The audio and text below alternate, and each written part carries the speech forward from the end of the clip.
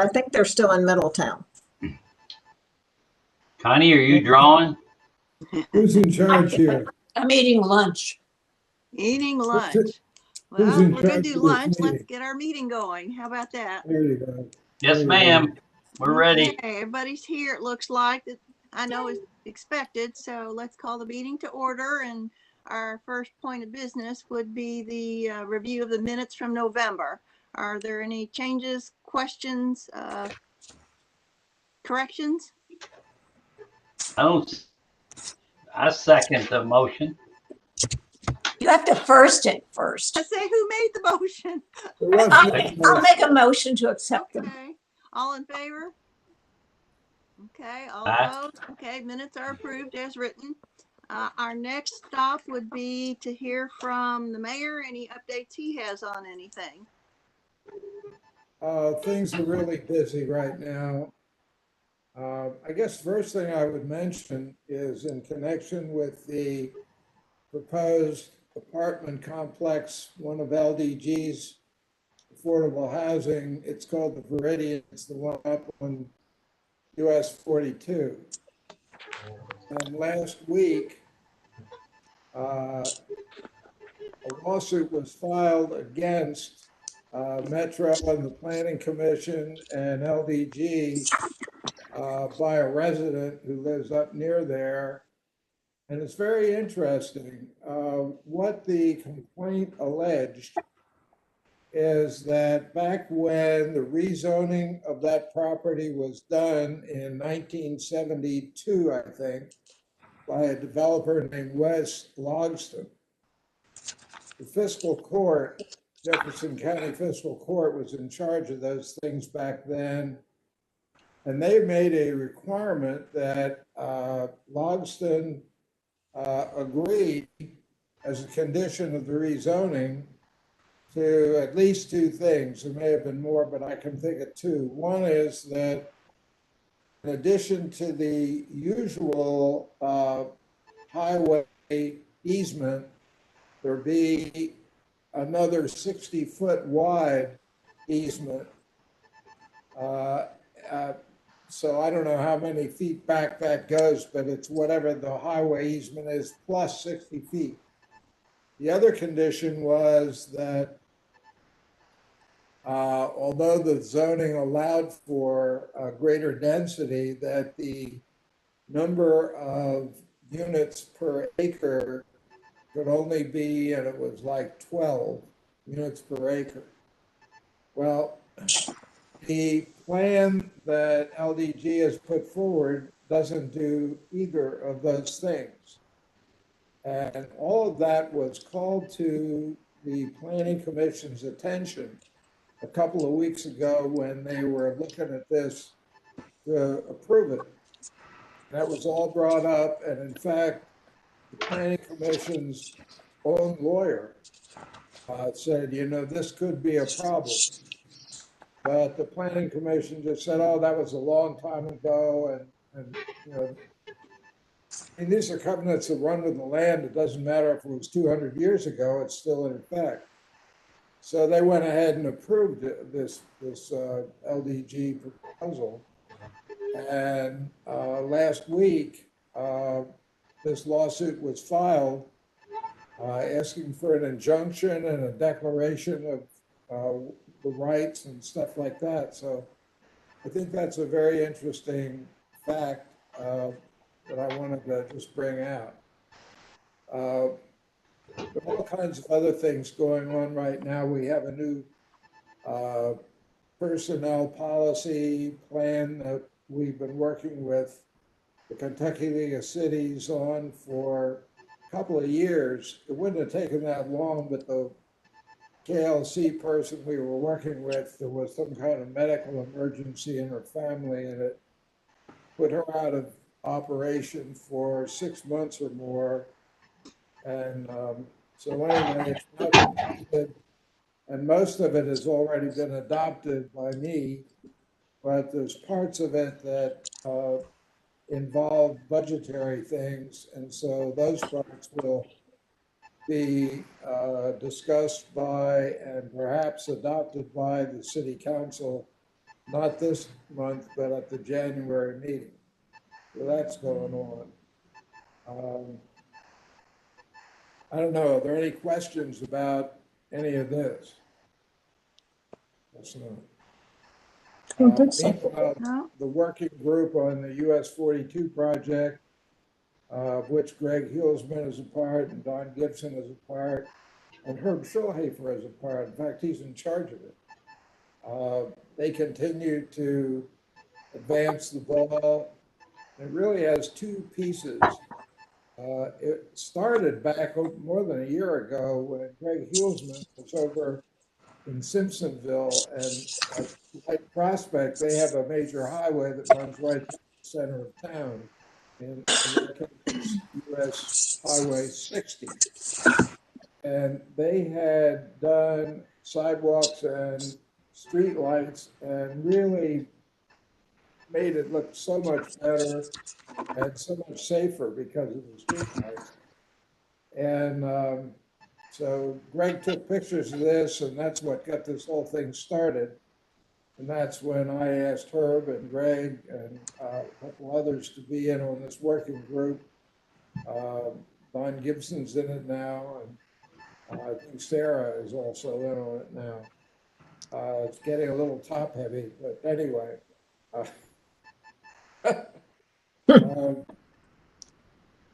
And I said, it seems to me at least that it's now divided into two parts. Along the way, and I mean, we talked with everybody. We talked with J-Town, who's done this, and Middletown, and Simpsonville, of course. And we got involved with KIPTA, Kentucky, Indiana, Transportation, something or other. And they have federal grants that are available, and we applied for one because to buy the streetlights is going to cost close to $4 million. And if we could get an 80-20 grant for that, then our share would be 20% of $4 million, which would still be $800,000.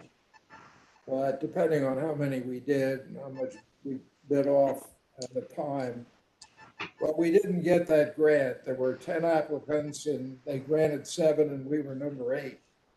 So what they gave us instead was a grant for a safety study of US 42. And we're in the process of trying to get that going. That's going to require council approval, probably also in January and February. And that would be a study of everything that could be done to improve safety on US 42. But that's going to take at least 2, maybe 3 years to get that all done. And in the meantime, what we're looking at is the possibility of having the streetlights put in by LG&E. And the problem there is that we want LED lights. And the offerings from them of LED lights right now are very small. I think there are 2, neither of which we like. But later in 2021, maybe in the fall, we don't know exactly, a light that we do like, the style of, we understand from them will become available in LED lighting. So we're looking at the possibility in next year's budget, which starts next July, of moving forward with that and getting streetlights throughout Prospect along US 42, attractive streetlights. Not talking about the overhead Cobra guys that they have up at the Gene Snyder. So that's going on. I think I'll stop there, unless anybody has any other questions. No, okay. I have something to add to the agenda that might be appropriate now, and then we can move on to Andrea. We've had a couple of suggestions come in from residents and through Sarah Odell about the Forestation tree list. And our list, the history goes back to the Kentucky Department of Forestry as the source for these recommended trees. And the question that I believe Sarah received was, why are there not more native trees on there? And are we not focusing on those native species? And, that's something that's, I think a valid question and something we can look into. But I know with some natives, some of the newer varieties are preferences by people. They've been developed to be hardier.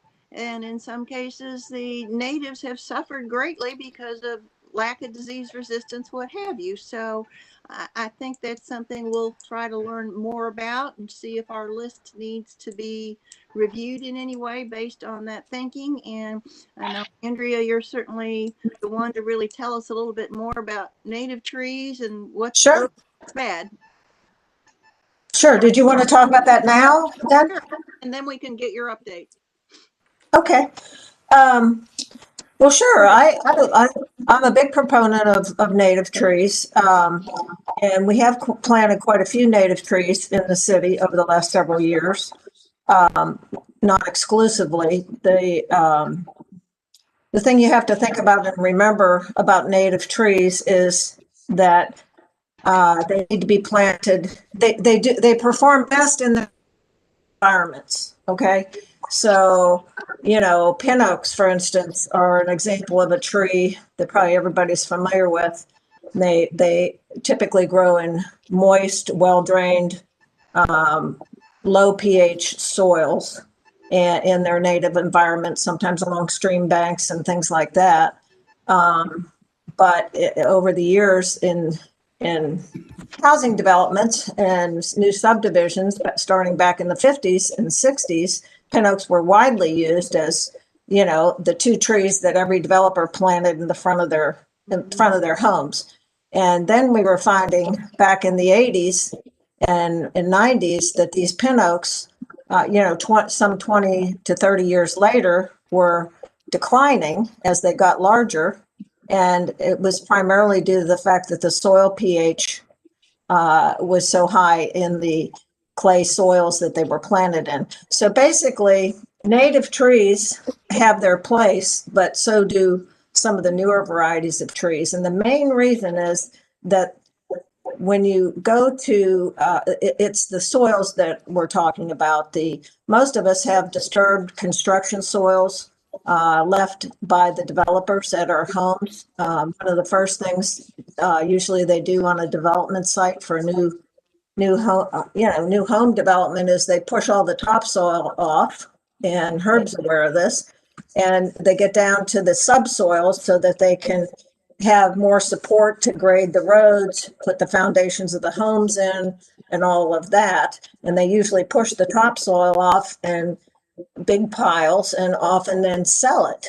You would think they would go back and use it to regrade, to finish grade, but most often they don't do that.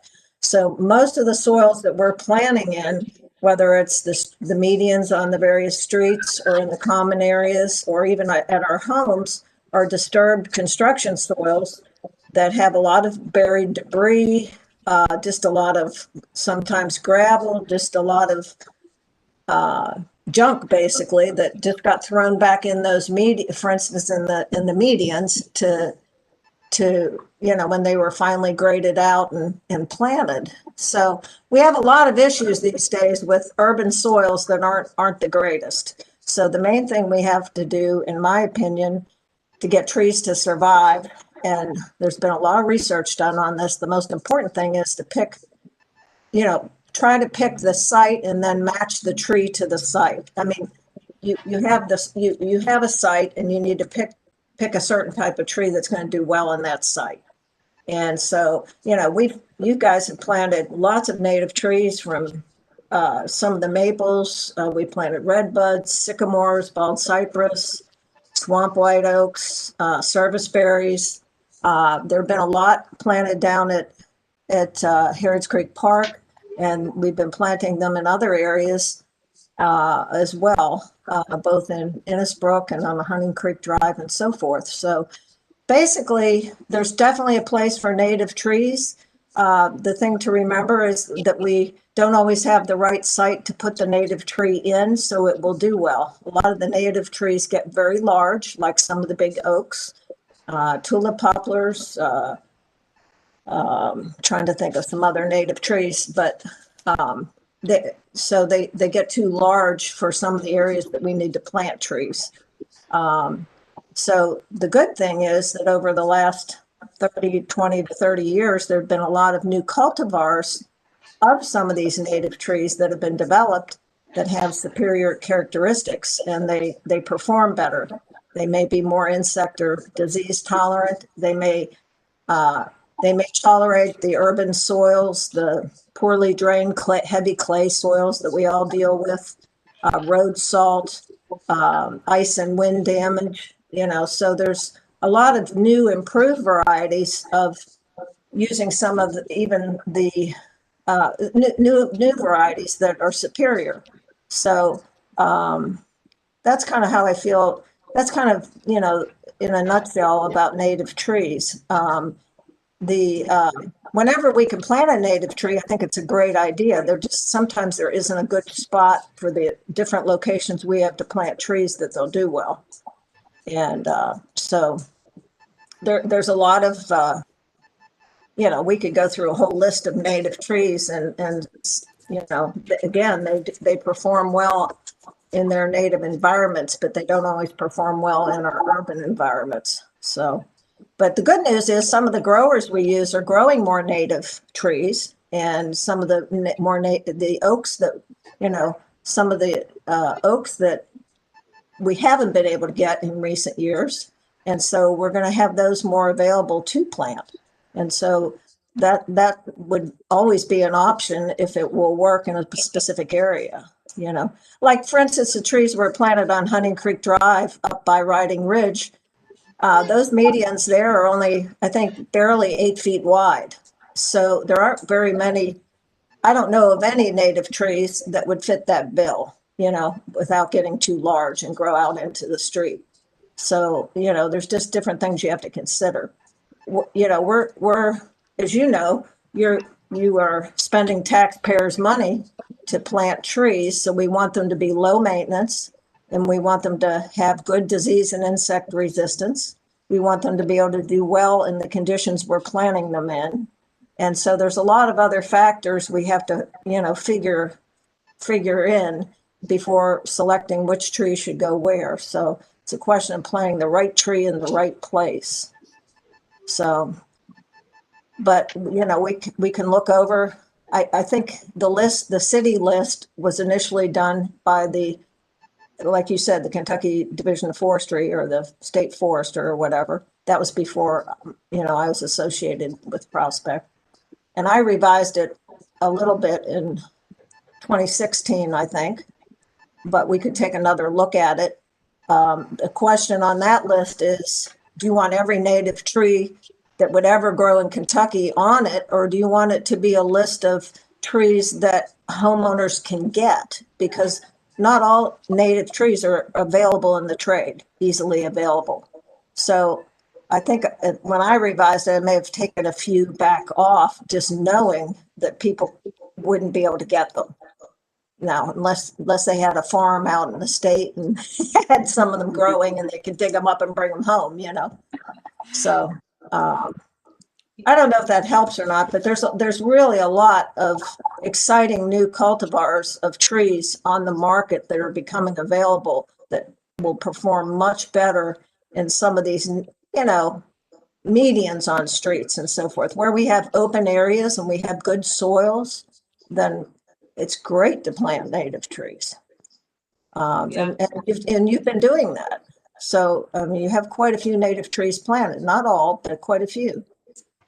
I think the key that you brought out and made very clear to all of us is that, the plants are changing, matching the soil and the species are critical to success, and that's what we want to see. So hopefully this has been very educational for all of us, and we can continue the discussion. And as far as just putting trees on the list that people can't get, I'm not sure that makes sense, but maybe there's a way to add a note to the list. If there's another native or a species they're interested in, they submit that selection to Forestation for review, and we go from there. If they can actually find something out in the woods that they have access to that they want. Right. Yeah, yeah. Well, just to close up, since I was the one who had forwarded those comments on, I think that, so thank you, Andrea, for kind of going over those pieces. I think the updating the tree list was kind of the second piece of the person's concern in terms of like native trees. So you explained that piece. And then I think it would be great, you know, to me, you're right. I don't see a reason to keep all the natives, mainly because I'm sure that our area is probably more specific than the entire state of Kentucky of what would grow Right. specifically here. So I like the idea of your list being educational, sort of in a way for our residents, which it sounds like, you know, Linda and Lee, the rest of your all's board kind of likes that too. So that part makes sense to me. But I do think that resident would kind of appreciate, just like you said, Andrea, you don't mind taking a peek and kind of going, are there those new varieties? Because I'm no expert. She had, you know, there was a mention of, there's been a lot, I guess, of research and interest in native species and the things that they do and the new cultivators for those things to really push things back into those environments. And so I'm sure she'd appreciate, you know, that look at it and kind of, hey, what are the new things that could be on there and stuff like that. So I'm sure that would be appreciated. Yeah. And Okay. maybe another aspect would be to add to our list that, you know, what the thought behind using natives and where and why, just so it's not like we're not choosing them. We want them to succeed with whatever we do plant, and it's their money at work. Andrea, do we need to keep in mind climate change? Yeah, there is the some of the experts at the University of Kentucky, that the professors and so forth in arboriculture, you know, that study trees all the time and do a lot of research are, I mean, I've been to some conferences with them and some others that are talking about, we're seeing some changes in the type of trees that are probably going to survive here with we're getting warmer temperatures and it seems like milder winters, and started, you know, back in 2018 and a good portion of 2019, we had a lot of extra rainfall. I think 2018 broke lots of records for rainfall. Yeah. And that's going to impact the type of trees that over time, you know, over the next 30, 50 years are going to do well here. And I mean, we know that trees, for instance, take Norway maples. It's not a tree we see very often around here, but there's one called Crimson King that gets a burgundy foliage. Maybe some of you are familiar with, but Norway maples we're in the southernmost range of where a Norway maple would do well. They're specifically do well in northern states like Minnesota and, you know, states north of us. And so it does, you know, and there's other trees like that, that we know that in Kentucky we might be in the southernmost range and still be able to plant it, but a particular tree doesn't do well. So it makes sense that if we are getting, trees are going to have to be able to adapt to some of these changes in the climate.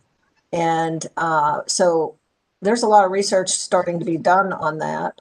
And some species we're going to find are just not going to do well here over time. And others are going to hang in there. And we're going to find out they're the ones that down the road are going to be the best trees, you know, to keep planting.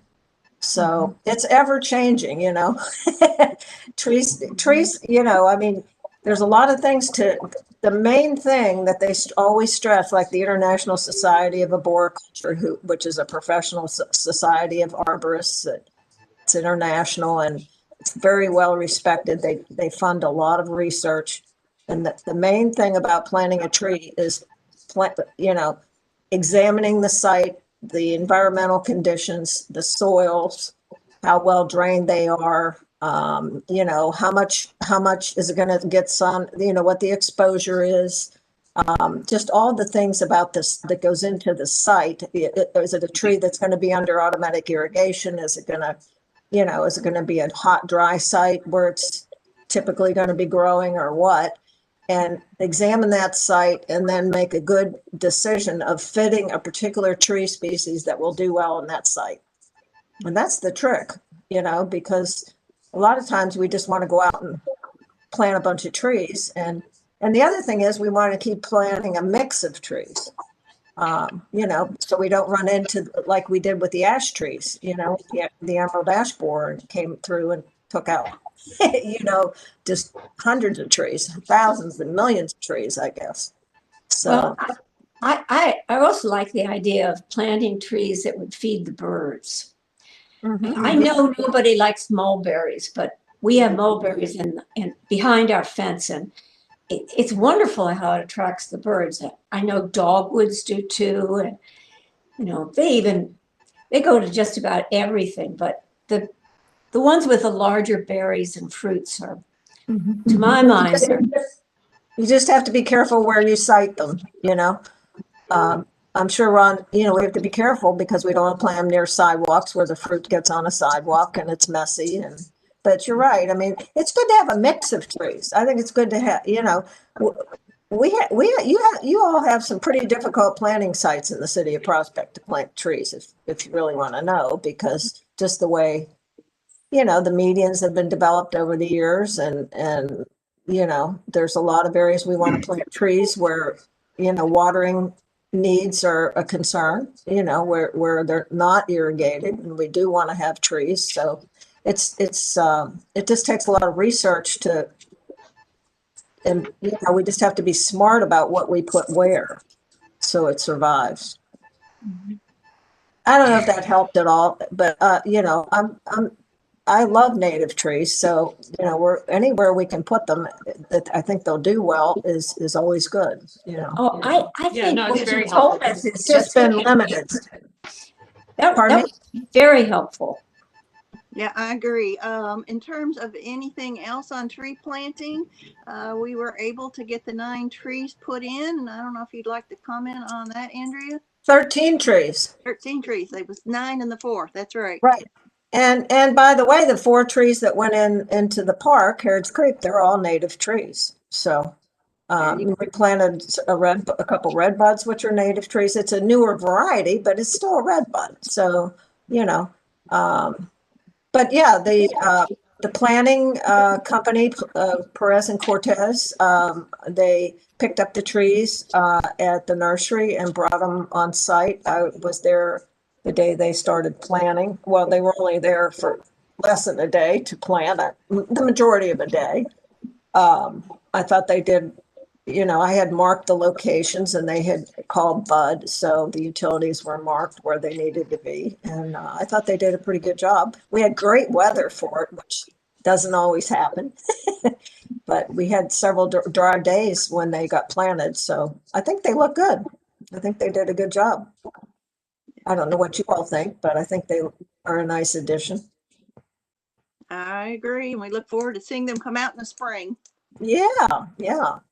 Anything else, Andrea? Hopefully we won't have any major floods, Ron. I don't know if he can hear us. Yeah, I can hear you. Any major floods down there at the park next spring. No floods. Yeah, really. Okay. Yeah, it's pretty much guaranteed, but How much I can flood? always hope. How much flood? Less is better in this case. Just a quick look at some of the problem trees that we've discussed in the past that I think are still on the list. I'm not sure. Lee's not here with the paperwork to say, but we know there is that spruce tree on Hunting Creek Drive that's in that first island where all the Christmas lights are that's not doing well. There's been another one that's down on the golf course that is not looking well to keep an eye on. Which one is that, Linda? Because I don't know if I know which one you mean that you're referring to. If you're going into the subdivision, it's there on the right-hand side, kind of as the hill dips down before you start climbing up again. So after you pass With Hill or the stop sign, you go down the hill. On the hill, and it's kind of at the bottom of the hill before you start climbing again. And then there's another one that's up kind of in the middle of the power lines. It's right near Riding Ridge that I think are all. That's the white pine up there. Yes. Question for Andrea. The first tree that Linda mentioned on the island as you come into Hunting Creek, the spruce tree, I see every day. It looks awful. It does look awful, and I thought it was on a list to be removed, but I don't have that. Do you I have that don't- on a list, Ron? That's I my do not question. think it's on the list because everything I have on the list I have, give me a second, I'll pull everything up. Yeah, so if we need, Everything I have has been cleared. So Okay, well, it was on a list at one point. Now, maybe it just didn't Uh, end up on the list you got it from, it you may know. have been on one of your all's lists and We it had, was right, paperwork. If it doesn't have okay, paperwork, right. it doesn't exist. Maybe that's what happened with that one. okay. I guess that But probably, Linda, Linda, I do can think you it should turn be that? replaced. yes. Yeah, I can do the form for you, Ron, and I think that was probably on a list that was during that period where we were trying to develop a process for us to do a better Probably. job of tracking and for you to have something to work with. So yeah, I can definitely get you some paperwork. Probably. I guess we're waiting for Lee to get back. He was supposed to get me a copy of the bid, the actual bid for the oak tree in Cali. Oh, okay, because that was one of my other questions. I Yeah. thought the gentleman at Arbor Works was going to send it to both of you, knowing that Lee was going to be gone. And Yeah, I never got. okay, then I've got his name. I can call him. And then I guess the other question is, should there be a second quote from Greenscapes or one of the Yeah, I'll other? get it. But if 2,000 is if 2,000 and it especially if it includes the stump, that's a great price for that tree. He usually is pretty fair with his pricing, but yeah, 2000, if is that what it was? I hadn't heard that. That's good. Yeah, I mean, that it was seems, Well, that was, that's a yeah, he huge gave tree. that as a big less. price. So that's why I told Lee I had to have it in paper because Yeah, that's 2,000 is a really good price. So I would yeah. agree. Okay, well, I will call the gentleman and get him to send us something so we can. Yeah, move forward he with can that. email that to you for sure. Mm-hmm. Okay. Well, can we do something about that declining spruce tree at the entrance of Hunting Creek? yep, The, as soon as I get paperwork. the declining spruce tree, where did you say? The first one you mentioned at the entrance to Charlie Hunting Creek. Brown Right, tree. right. Oh, I'm sorry. Yes. Can we do something about that? As Yeah. soon as Yeah. I get paperwork, yes, boss. We'll get the paperwork going and then I guess we'll need to get a quote on that as well. And I don't know if you want to have the Arbor Works people look at it as well, or you want Greenscape to look at it, or Ron, what do you think? I'll go by give me the paperwork and we'll go from there. Okay, sounds good. Linda, can I ask just an outsider, and because I don't know the answer question for Absolutely. for the removal, so like the spruce tree, does the board have anything where there's like a remove a tree, plant a tree sort of design with exception, i.e. we removed it because nothing will work going back there? Is there like is there an idea for that, or obviously budget, don't get me wrong, I see that part, but is there, if there is money, if we're Yeah. so let's take it from there's money. Is that the idea? That's a great Yes. I idea. would say yes. We're always trying to replace trees. We wouldn't necessarily go in the exact same spot, Right. Okay. you Right. know, and it wouldn't Yeah. necessarily be the same type of tree. Right. Right. If it, unless it's just, it was in a crowded spot to begin with, or something like that, where it wouldn't make sense, you know. Okay. Is that something, this, again, this is me, just Sarah asking in general, is that something that potentially when you guys do your, council updates that you'd be able to put in there if you remove something, and if there's not an intent to put something back there, that, hey, there is a real good reason that isn't budget, but then like, hey, with money, there will be a replacement. I need money. Is that helpful or not helpful, or? In the past, we have taken time to go out to the public spaces to look for opportunities to plant trees. There's also an element of when a private residence is losing a tree that they are required, if they take a tree out without permission, that they must plant a tree. So yeah, we do look for opportunities, and of course then we have to address money and go to council and, take it from there.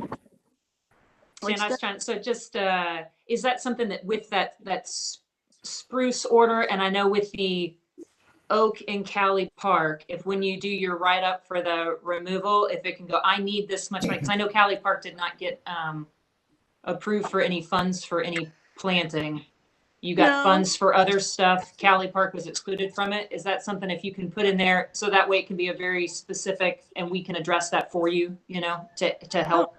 Absolutely. We did have a plan to replace that tree for sure with a Okay. different type of oak.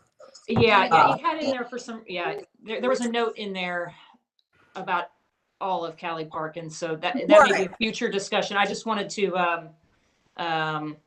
if I can help you all along the way, that's what I'm trying And to do. it could be with Cali Park, you address the oak loss and maybe go from there as people are comfortable with it.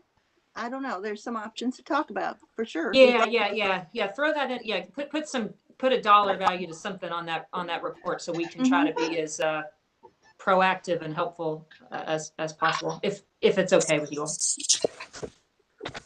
Sure. Sounds like a great idea. Leave you. Yeah. I'm going to jump in for just coming out of the doctor's office. And I'm Linda. home. Yeah. In the absence of Lee, can you take charge of directing Ron to go ahead and remove the tree that we were talking about, the declined spruce tree at the entrance to Hunting Creek?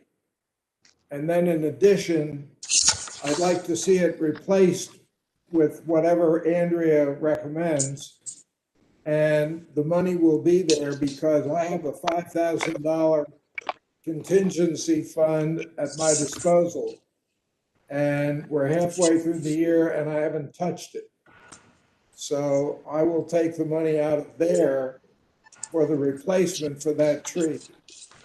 What I'm asking you is to give Ron whatever instructions he needs to proceed along those lines and get those things done.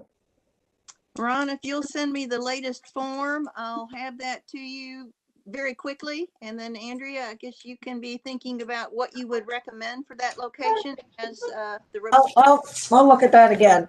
Okay. Yes. And I mean, I'm Linda, very familiar with it, but I'd like to look at it again. Okay. Linda, the same thing goes for trees that you don't have the money to plant at Cali Park. Great. As far as how we pay for them.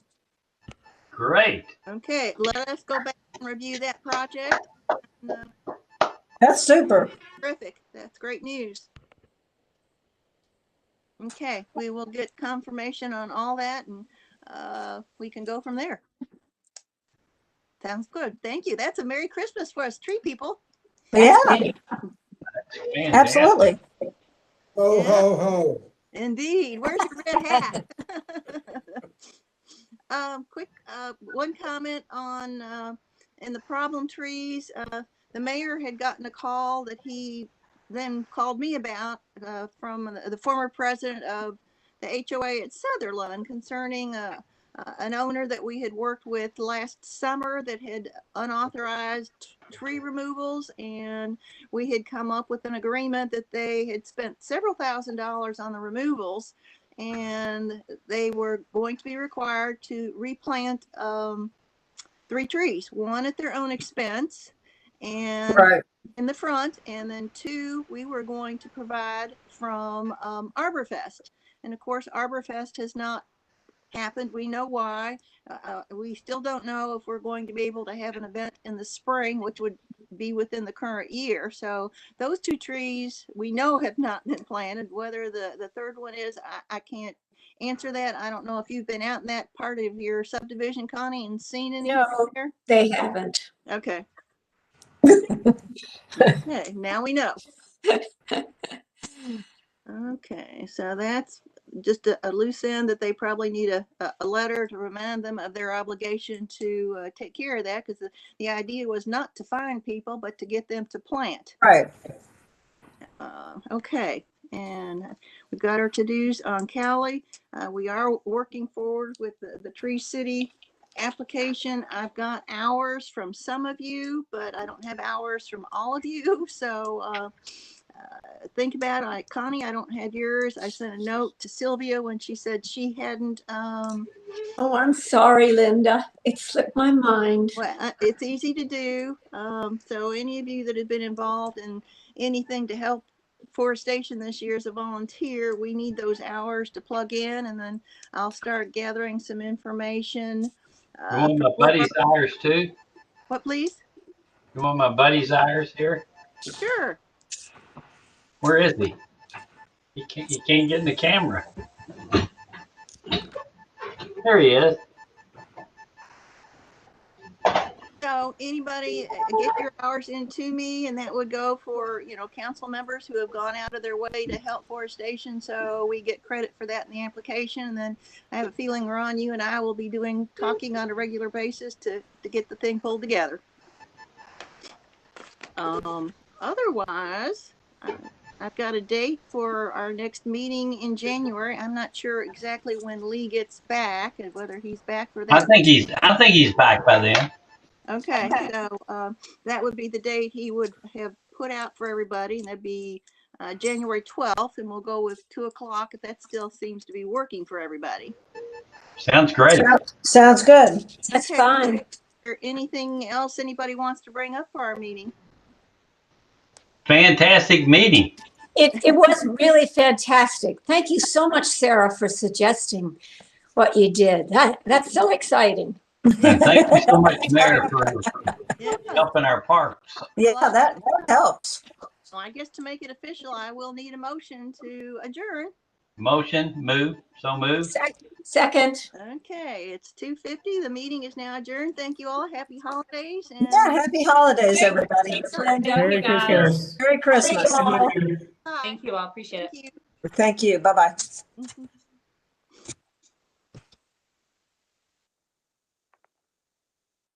Hey, you're on. I think he's turned off. Yep. Okay. Or